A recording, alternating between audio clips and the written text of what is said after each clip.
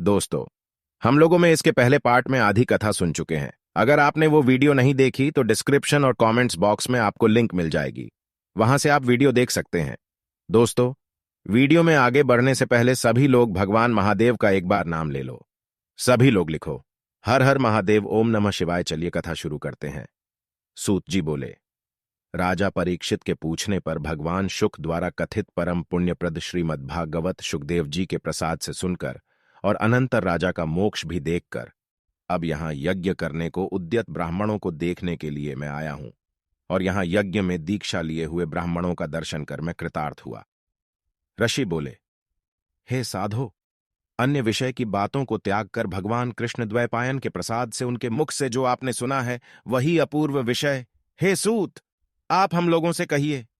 हे महाभाग, संसार में जिससे परे कोई सार नहीं है, ऐसी मन को प्रसन्न करने वाली और जो सुधा से भी अधिकतर हितकर है, ऐसी पुण्य कथा हम लोगों को सुनाइए।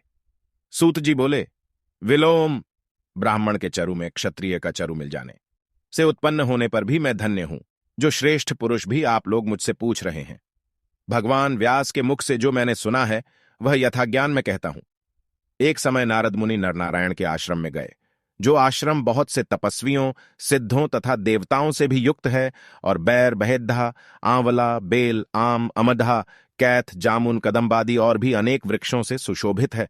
भगवान विष्णु के चरणों से निकली हुई पवित्र गंगा और अलकनंदा भी जहां बह रही हैं।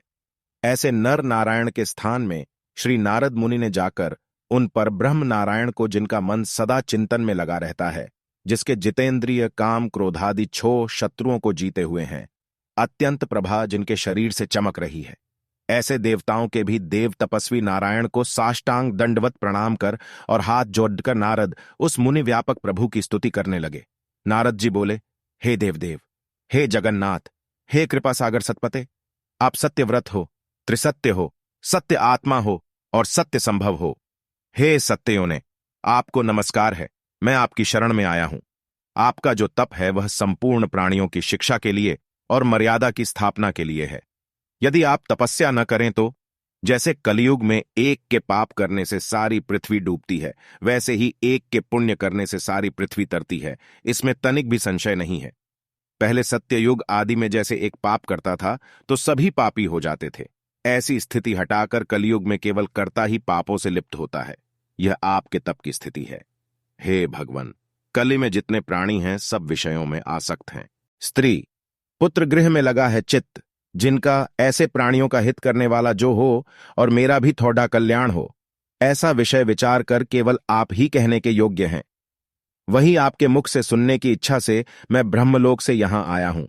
आप ही उपकार प्रिय विष्णु हैं, ऐसा वेदों में निश्रित है। इसलिए लोकोपकार के लिए कथा का सार इस समय आप सुनाइए, जिसके श्रवण मात्र से निर्भय मोक्ष पद को प्राप्त करते हैं।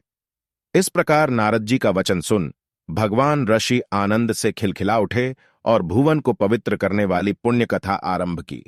श्री नारायण बोले, हे नारद, गोपों की स्त्रियों के मुख कमल के भ्रमर, रास के ईश्वर, रसिकों के आभरण, वृंदावन बिहारी, व्रज के पति आदि पुरुष भगवान की पुण्य कथा को कहता हूं, जो निमेष मात्र समय में जगत को उत्पन्न करने वाले हैं।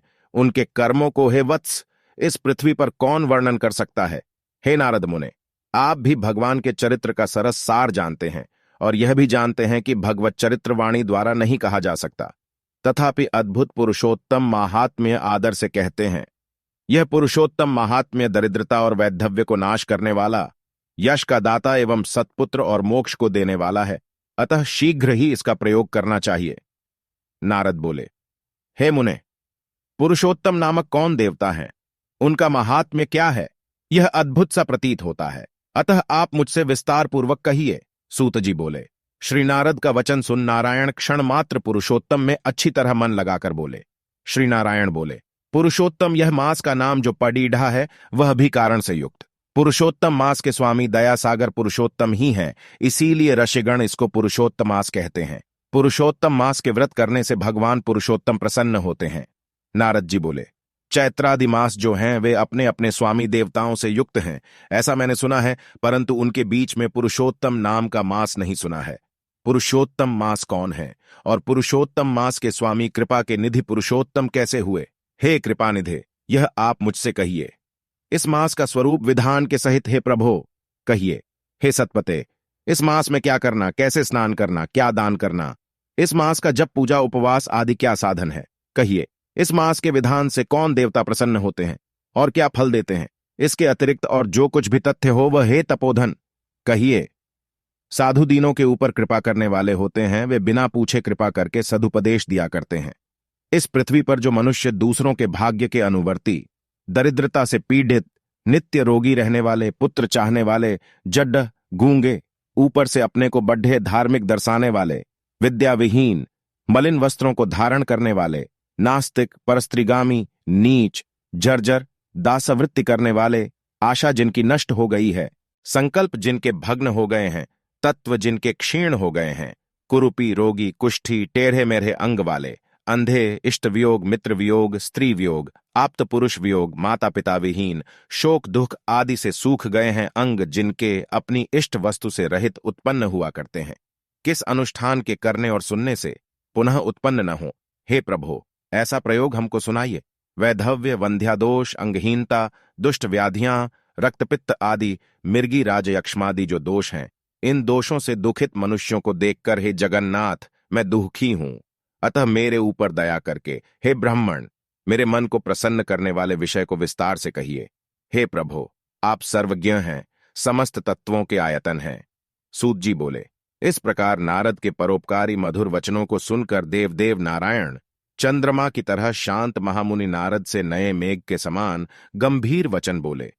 इति श्री बृहन्नारदीय पुरुषोत्तम मां समाहात्म्य द्वितीयोध्याय। दोस्तों, उम्मीद है आपको इस कथा से कुछ न कुछ सीखने को जरूर मिला होगा, तो वीडियो को लाइक शेयर जरूर करना है।